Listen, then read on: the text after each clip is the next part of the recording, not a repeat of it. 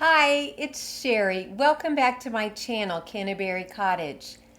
I think I have a fantastic video in store for you today. I have 10 great DIY projects, all done on the cheap, that are sure to get you in the mood for summer. Well, if you're ready, let's get started. I bought this watermelon tote bag in the checkout aisle at Menards the other day. For this project, I spray painted a thrifted tray with my favorite color of spray paint, leafy green. I cut the bag in half and then pressed it into the tray, creating creases. I then went over the crease lines with a pencil. This made it very easy to cut out. When my spray paint was dry, I gave the tray a good coat of spray adhesive and then pressed in the piece of tote bag that I had cut out. The bag's vinyl coating will make it easy to wipe up any spills. For the next project, you could use some old round coasters or some wood slices. I saw this idea on Pinterest. Draw a circle about 1/4 of an inch in from the edge of your coaster, then draw a second circle about 1/2 an inch in from the edge. Using whatever craft paint you have on hand, paint the outer rim green and the large inner circle pink or red. Let this paint dry. Then paint the remaining circle white. You could use black paint to paint on your seeds, but I used a Sharpie marker instead. To protect the paint, I went over the coasters with a couple coats of a clear top coat. I decided to apply the watermelon theme to this thrifted utensil basket. I started with a couple coats of leafy green spray paint. When the paint was dry, I taped off about 1.5 inches along the bottom of the basket.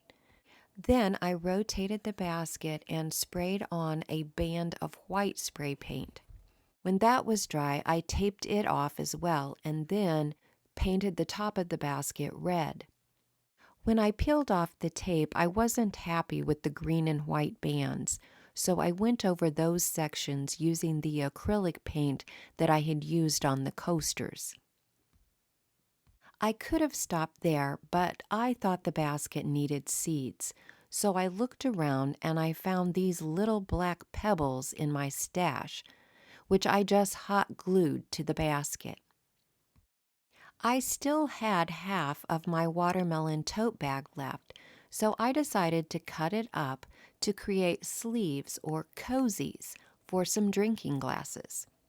I found 4 empty jars, and I just cut up the bag into strips to fit around each of the jars. Then I cut off the binding where the 4 sides of the bag had been sewn together. I hot glued the binding along the top and bottom edge of my sleeves. Due to the stitching of the binding, it will look like these have actually been sewn onto your sleeves. Then just wrap the sleeve around your jar and hot glue in place. Make sure it's not too tight because you want the sleeve to be able to slide off of the jar. I picked up these watermelon napkins and paper plates at Big Lots, so now I am totally ready for my first summer barbecue. You could easily adapt these projects to a different theme, such as lemons, bumblebees, or flowers. Speaking of flowers, Dollar Tree is now carrying some very nice dried floral bouquets. I separated out the stems and put a few into 2 empty wine bottles. They're not only pretty, but they smell nice too. I whittled down the base of 2 candles so that they would fit snugly into the opening of the bottles. Then I just tied some twine around the top. I think these would be so cute lit at night on your patio dining table. Super easy and super cheap. Because I used candles that I already had, this project literally only cost me $1 for the dried flowers from Dollar Tree. I paid just over $3 at Goodwill for this large ceramic candle stand. I thought I would use it as the base for a small bird bath. I gave it a couple coats of white spray paint. I could have used a bowl for the top, but instead I chose to use a pretty blue and white serving dish. I attached the two pieces using premium super glue, but E6000 would also work. To add a little something extra, I attached a ceramic bird that I had. I decided to distress the base a bit to make the design more noticeable. There were a couple of holes on the bottom, and so I put some rocks inside the bird bath to give it extra weight and to keep it from blowing over. After adding several handfuls of rocks, I just used some duct tape to cover up the holes. I sat it on an old tree stump in my front yard, which is right next to the water spigot, which will make it easy for me to keep it filled with water. I had been wanting to try the sea glass spray paint, so I rounded up a variety of glass vases in various shapes and sizes, and I purchased Rust-Oleum frosted glass in the sea glass color. When the paint was dry, I used twine to tie on some sand dollars for decoration. I also drilled a small hole in some shells to add on as well. A friend had given me this candle tray, which I thought was the perfect size for my vases, so I just bent the candle stands back and forth until they snapped off. I gave it a couple coats of white spray paint. Then I cut down a scrap 1x4 to fit inside the tray. To finish it off, I added some fake fern leaves to each vase. I really like how the sea glass spray paint turned a random assortment of thrifted vases into an expensive-looking collection. A dear friend gave me this base to an old bird bath some time ago, but I hadn't done anything with it. Its concave surface had me stumped. I gave it a coat of cement spray paint and dabbed on some mineral chalk paint to make it look a bit more like concrete. I touched up the paint on this outdoor lantern that I had previously gutted. Its curved bottom fit perfectly into the pedestal. I attached the two using Starbond super glue. I have the product link and a coupon code in the description box if you're interested. There was a hole in the bottom of the lantern which I plugged up with a small cork. Then it was ready for birdseed. It actually holds a lot more than you might think. Well, the birds had no trouble finding it because after just 2 days it was already empty. Well, while we're on the bird theme, let's make a message center that looks like a birdhouse. I used a scrap piece of wood that had been a shelf in an old cabinet. I cut the triangular-shaped roof at one end of the shelf using my jigsaw. Then I smoothed the rough edges a bit with my orbital sander. I gave it a couple coats of white spray paint. I wanted to attach this small wire basket, and so I marked where I needed to drill some holes. After I drilled the holes, I took a piece of wire and fed it through the hole from the back, went around a piece of the basket, and then fed it back into the same hole, twisting the ends of the wire together on the back side. I did this twice on each side of the basket. Then I did it once in the middle of the basket for extra stability. I marked a spot to drill a hole with my hole saw. I wish I had done this before I spray painted the wood. I broke a couple strips of wood off of an old broken plant stand to use for my roof. I cut one end of each piece at a 45-degree angle on my miter saw. I also cut a small piece of stick. I aligned the angled roof pieces and attached them using super glue. I also used super glue to attach the piece of stick. I applied a sheet of adhesive cork just above the basket. You can find these at Dollar Tree. I cut out a piece of printed burlap, slightly larger than my piece of cork.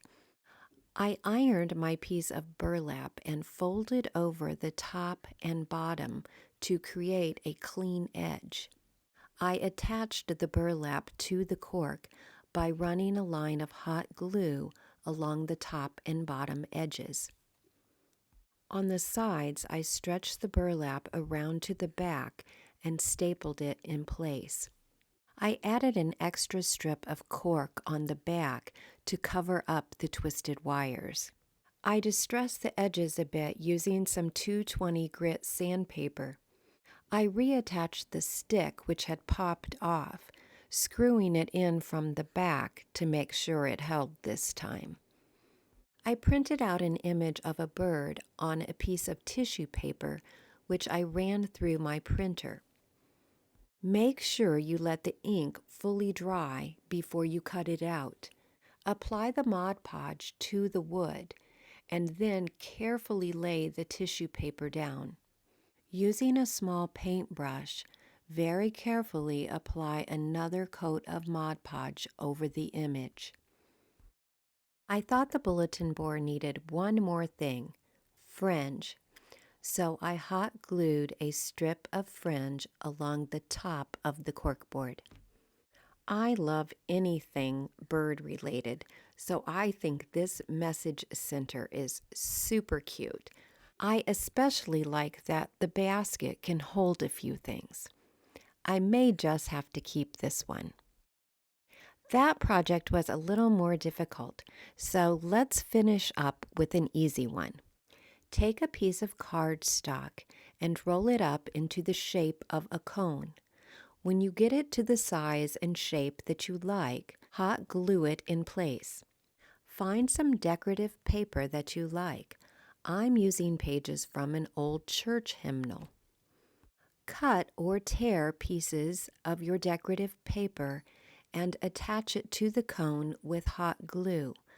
Overlap pieces as you go until the cone is completely covered. I even put a few pieces inside the cone. When you're done, you can trim up the edges if you like. I put a small piece of tissue paper down in the point of the cone and then began adding flowers. You can use whatever you like. I used the dried flowers that I purchased at Dollar Tree. When I was done adding flowers, I filled in the empty spots with some Spanish moss. I put the cone in a thrifted stand that once held a bowl of decorative rocks, and then I tied a bow to the stand using some vintage lace. I see these little stands at the thrift store all the time for a couple of dollars, and they can be used to hold so many different things other than the bowl that comes with them. But if you can't find one, there are other ways to display these cones of flowers. I made a second cone using some heavyweight decorative paper, so I didn't need to start with the cardstock.